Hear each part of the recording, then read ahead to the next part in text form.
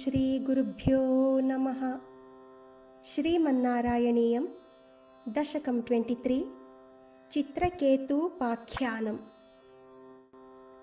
प्राचेतसस्तु भगवन् अपरो हि दक्षः त्वत्सेवनं व्यधित सर्गविवृद्धिकामः। आविर्बभूविथ तदा लसदष्टबाहुः तस्मै वरं ददिथ ताञ्च वधूम् असिक्नीम्। तस्यात्मजास्तु अयुतमीश पुनः सहस्रं श्रीनारदस्य वचसा तव मार्गमापुः। नैकत्र वासं ऋषये समुमोच शापं भक्तोत्तमस्तु ऋषिः अनुग्रहमेव मेने। षष्ट्या ततो दुहितृभिः सृजतः कुलौघान् दौहित्रसूनुः अथ तस्य स विश्वरूपः। त्वत्स्तोत्रवर्मितम् अजापयदिन्द्रमाजौ देव त्वदीयमहिमा खलु सर्वजैत्रः।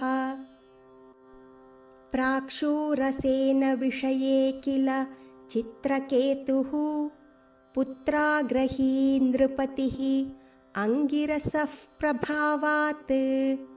लब्ध्वैकपुत्रम् अथ तत्र हते सपत्नी सङ्घैः अमुह्यदवशः तव माययासौ।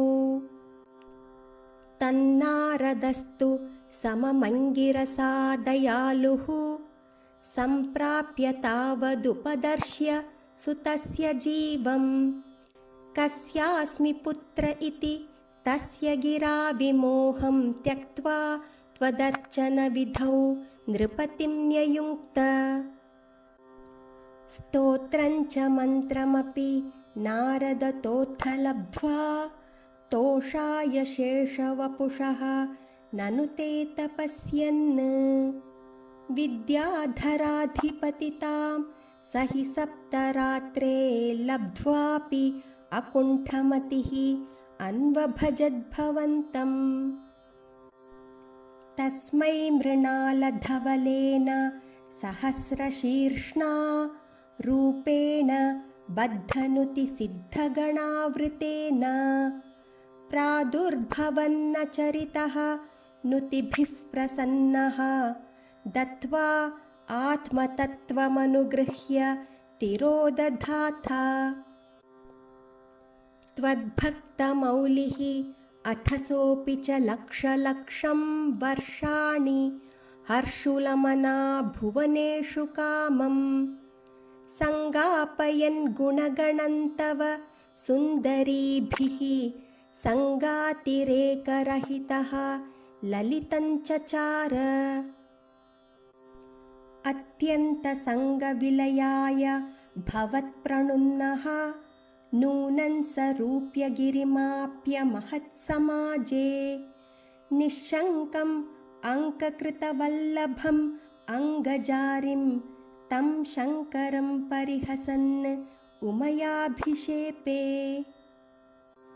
निस्सम्भ्रमस्तु अयम् अयाचितशापमोक्षः वृत्रासुरत्वम् उपगम्य सुरेन्द्रयोधी।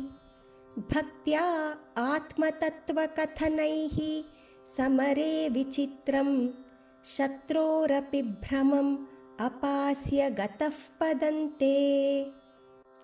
त्वत्सेवनेन दितिः इन्द्रवधोद्यतापि तान् प्रत्युत इन्द्रसुहृदो मरुतोऽभिलेभे।